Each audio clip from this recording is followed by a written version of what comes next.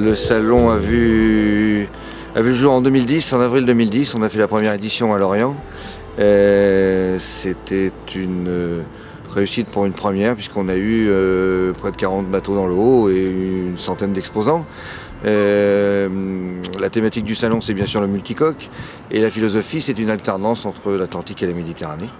Multicoque, on n'est pas dans le multicoque de course, on est dans le multicoque de croisière. Nous sommes effectivement dans le multicoque de croisière.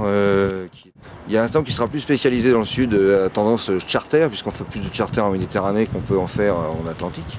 Donc, et en Atlantique, on a plus une image aussi course au large tout de même. Et il se trouve que le salon est à Lorient, et qu'à Lorient, c'est quand même une grande place de la course au large aujourd'hui. Donc on aura aussi des bateaux style mode 70 qui seront ici et visibles par le grand public. Mais c'est pas la philosophie du salon. La philosophie du salon, c'est avant tout le bateau de Monsieur Tout-le-Monde, le bateau de plaisance entre, je vais dire, 30 et 70 pieds. Le marché de multicoque aujourd'hui est un marché qui se porte bien. Si tant est qu'un marché puisse se porter bien, oui, je serais tenté de dire qu'il est le moins touché du marché de la plaisance d'aujourd'hui. C'est aux environs de 900 bateaux par an dans le monde. Donc c'est pas un gros marché.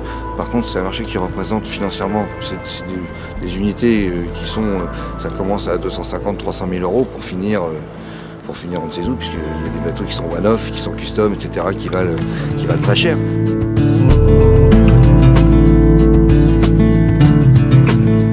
Les constructeurs bretons peuvent tirer leur épingle du jeu.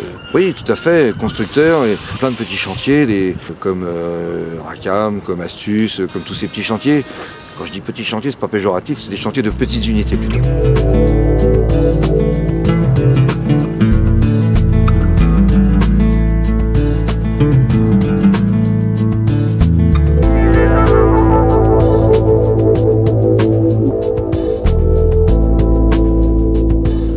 On attend combien de visiteurs pour Lorient en 2012 et combien d'exposants?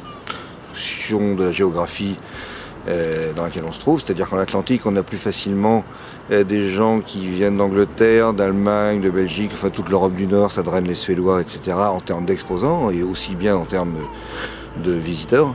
Alors que dans le sud, effectivement, on a des gens qui viennent d'Italie, on a des chantiers espagnols, on a des chantiers qui produisent aussi en Afrique du Nord, on a eu d'Afrique du Sud, donc on attend en gros 20 000 visiteurs.